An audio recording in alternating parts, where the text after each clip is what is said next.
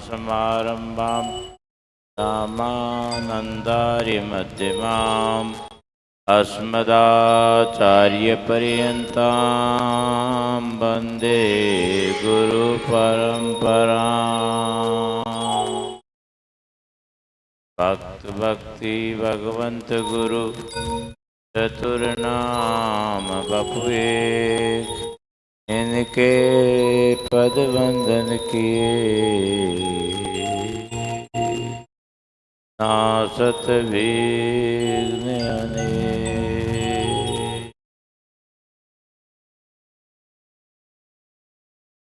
परम पिता परमात्मा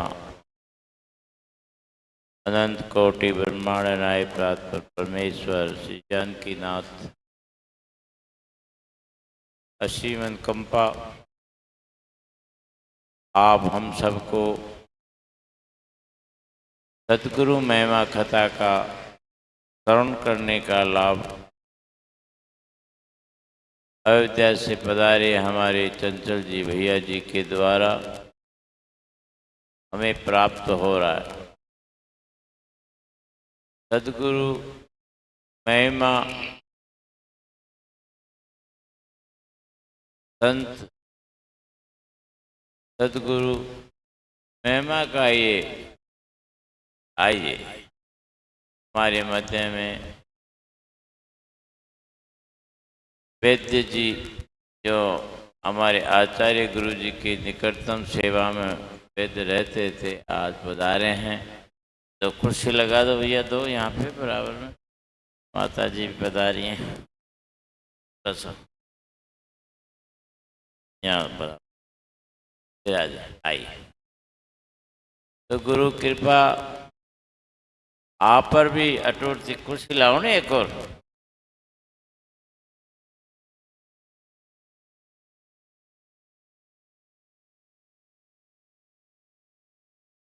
दर्शन कराएंगे, गुरु जी के दर्शन कराएंगे। हाँ हाँ हाँ, आपने गुरु चरणों में रह कर के वहाँ कुंभ में भी पूरी सेवाएं और दाले का पूरा भंडार ले जा करके गुरु सेवा करते थे। अन्यंतर और कोई कैंप में बुखार है, जुकाम है, खांसी है, सब आप निरंतर सेवा देते रहे। अब की बार मैंने आपको भी निवेदन किया, आप चलो, लेकिन अस्वस्थता के कारण नहीं जा पाए। आज आप पधारे, बहुत बहुत धन्यवाद। गुरु एक तत्व ऐसा है तो प्रत्येक व्यक्ति के अंदर की आवश्यकता है। गुरु के बिना उसको मार्गदर्शन नहीं मिल सकता। गुरु उसका सद्मार्ग देता है। गुरु और जो गुरु सद्मार्ग देता है तो भगवान उस सद्गुरु मार्ग को धारण करने वाले इस पात्र को भगवान स्वयं स्वीकार करते। जैसे माँ अपने बच्चे को इतना प्यार करती है, प्रेम सूखे में नहीं रहती, बच्चे को सूखे में सुला देती, बढ़िया उसका लालन पालन करती है, दुलार करती है, सब प्रकार का स्वच्छता को प्रदान करके, नुला धुला करके, कपड़े पहना करके, काजल टीकी लगा करके ऐसा सुनहरा बना देती है।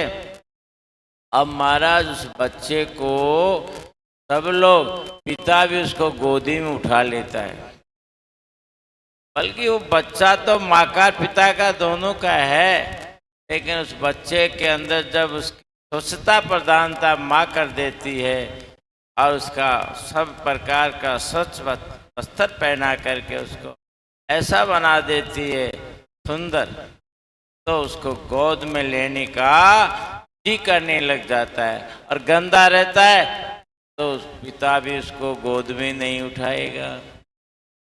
पिता भी उसको आदेश करेगा, नहलाओ धुलाओ, पानी बढ़िया सा वस्त्र पहनाओ। माँ क्या करती है, तो नहला धुला करके स्वच्छ करके और ऐसा सुनहरा बच्चा बना देती है। तो उसको पिता गोद में लेता है, भाई गोद में लेता है, बहन गोद में लेती है, और उसकी गंदगी लगी रहती है, कोई छूता नहीं। गुरु क्या करता है, गुरु उसकी सारी गंदगियां साफ कर देता है, अंदर और बाहर की पवित्र बना देता है। जैसे माँ क्या करती है, बच्चे को स्वच्छ और साफ बना देती है, उसी प्रकार गुरु को, अपने शिष्य को अंतर बाहर से उसका जो मल संसार जगत के अंदर आकर के चिपक जाता है, सांसारी, उनसे निवृत्ति करा करके सच देता है, तो भगवान उसको भी धारण कर लेते हैं, नहीं अन्यथा वो धारण नहीं करते, क्योंकि उसके अंदर वो दुर्गुणता रहती है। और दुर्गुणों के कारण, जैसे बच्चे में अशुद्धता का कारण होने का एक है कि कोई गोद में नहीं लेता, उसी प्रकार जीव के अंदर अनेक प्रकार की वासनाओं से लिप्त और अनंतर सांसारिक काम, क्रोध, लोभ, तृष्णा, ईर्ष्या, द्वेष, मद मत्सर आदि के दुर्गुण उसमें लगे छुटके रहते हैं। मन में उसके विकृतियां आती हैं और जाती हैं, सबसे निवृत्त करके गुरु उसको स्वच्छ बना देता है, निर्मल बना देता। निर्मल मन जन सो मोए पावा, मोए छल छद्र कपट नहीं भावा। वो निर्मलता कहाँ प्राप्त होती है, जिसको भगवान धारण करते हैं, उसको मन को बहा जाता है। निर्मल मन जन सो मोए पावा, वो निर्मलता गुरु ही कर सकता है। जैसे भगवान कह रहे हैं कि निर्मल मन वाला व्यक्ति मुझे प्राप्त होता है, तो निर्मल मन कौन करेगा, निर्मल मन तो गुरु ही कर सकता है, अन्यथा कोई नहीं कर सकता, क्योंकि गुरु के अंदर ये सामर्थ्य है। गु माने अंधकार और रू माने प्रकाश। गुरु, गुरु का यही शब्द का अर्थ है।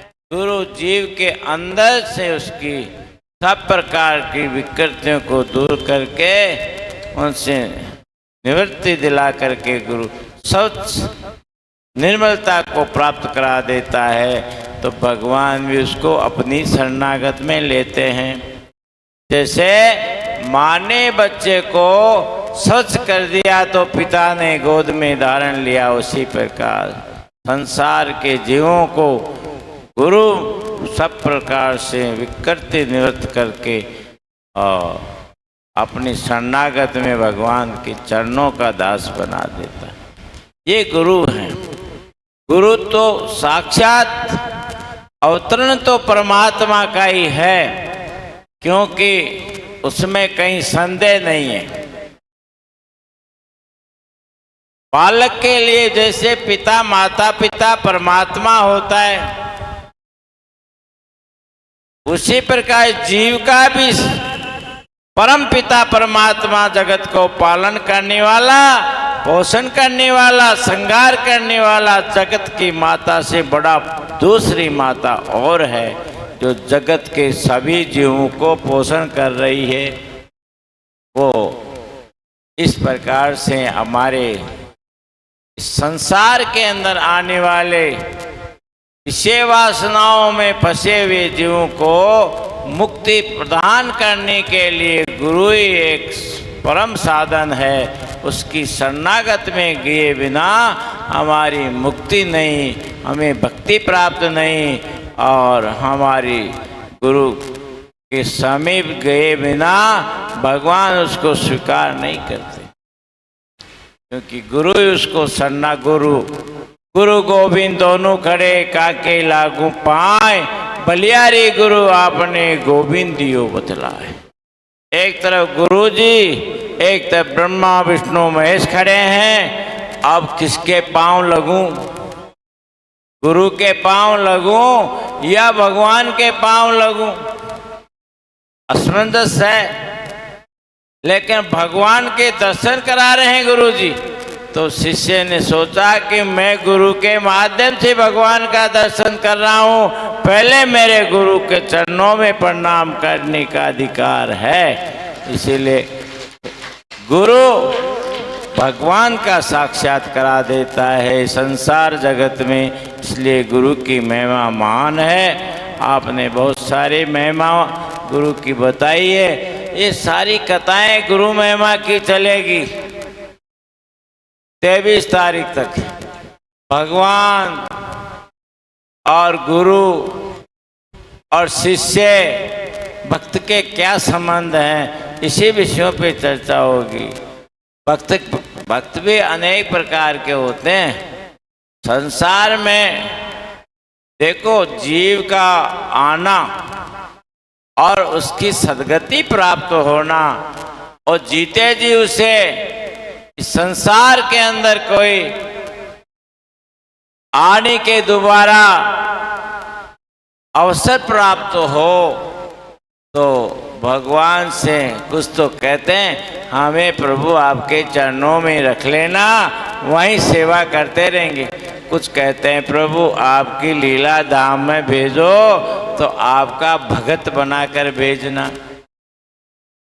कुंती ने क्या कहा? भगवान से मांगा तो क्या वर मांगा? बोला कुंती बुआ मांग लो, आपने मुझे परमात्मा कह दिया है तो मांग लो। बोला कन्हैया मैं तेरे से मांगू कि क्या? मांगना मेरे लिए तो ठीक है, आपने कहा तो मांगू तो क्या मांगू? मुझे तो इस संसार में आऊं तो इस ब्रज की रेती में धूप बना देना दुर्वा, जिससे भक्तों की रज मुझे ऊपर छड़ छड़ के मैं कृतार्थ हो जाऊं। ये उसने कुंती ने मांगा। तो हम संसार में आए तो भक्तों के चरणों की रज को प्राप्त करें, ये भाव हो तो आने में सार्थकता है। अन्यथा संसार में आकर के फिर भी वापस यूं ही लपेट के चले गए संसारी कीचड़ में। आए तो संसार में भगवान की भक्ति को प्राप्त करें, भगवान को धारण करें, भगवान गुरु को शरणागत में रहें। बिगैर गुरु के बच्चे का कल्याण नहीं हो सकता। माँ अपने बच्चे को कहीं हॉस्टल में कहीं पालन करने वाली किसी माता को सौंप दे और 12 साल बाद में उसको बुलाकर उसको संस्कार देना चाहे तो संस्कार नहीं मिल पाएंगे। लेकिन माँ उसको जन्मते ही बच्चे को संस्कार देना चालू कर देती है, तो वो संस्कारी बच्चा हो जाता है। ईश्वरीय तत्व में यही विशेषता है। गुरु का दायित्व क्या है? जैसे माँ बच्चे को अपना बोध करा देती है, उसी प्रकार गुरु भी परमात्मा का बोध कराता है और परमात्मा की शरणागत दिला देता है, उसका कल्याण कर देता है। क्योंकि संसार ये 84 लाख योनियों का है। छोटा सा चूके नीचे खाई में गिरे, बद्रीनाथ की यात्रा है। जरा सा चूके तो नीचे गिरे, खाई में गिरे। खाई में गिरने वाले को कौन उठाएगा? कोई क्रेन वगैरह कुछ आएगी तो ही उठा पाओगे ना, नहीं बह के वो गए नाले में, संसाधनों से उठा पाओगे या खत्म हो जाओगे, मर जाओ। लेकिन गुरु नीचे गिरे हुए को उठाता है। जैसे माँ अपने बच्चे को गिरता है देखकर फिर उठाती है, फिर उसको संभाल लेती है, ऐसे गुरु भी संसार के चक्कर में पड़ने वाले प्राणियों को बार बार उठा करता है, बचाता है कि नहीं तुम संसार में गिर जाओगे तो तुम्हारा कोई संरक्षक नहीं है। ठीक है, इसीलिए गुरु कथा की महिमा विशाल है, महिमा बहुत है। कहने का समय बहुत बड़ा चाहिए, सुनने का समय 3 घंटे का है। तो हमारे आचार्य पीर से जो उपदेश मिले, संस्कार मिले, शिक्षा मिले, गुरु महिमा बहुत बड़ी है, भगवान से भी बड़ी है। गुरु ब्रह्मा गुरुर् विष्णु गुरुर्देव महेश्वर, गुरुर् साक्षात परम ब्रह्म तस्मै श्री गुरुवे नमः। गुरु ही जगत में अपने रूप को धारण करके आते हैं, तो वे ब्रह्मा का रूप में आते हैं तो शिक्षा की दृष्टि से आते हैं, विष्णु की दृष्टि में आते हैं तो पालन करते हैं। माँ का रूप होता है भगवान विष्णु, माँ पालन करती है बच्चे का, तो गुरु पालन भी करते हैं। माँ का भाव भी है गुरु में, और ब्रह्मा का भाव है ज्ञान की सृष्टि रचना, उसके अंदर ज्ञान उसको प्रकट कराना। और विष्णु ब्रह्मा विष्णु महेश संहार करते हैं जगत का, तो जीव के अंदर अनेक प्रकार के जो विकृतियां उनका संहार करके उसको स्वच्छ करते हैं। जैसे एक किसान अपने खेत में गेहूं बाजरा फसल जो भी बाता है तो उसको कहते हैं मारवाड़ी में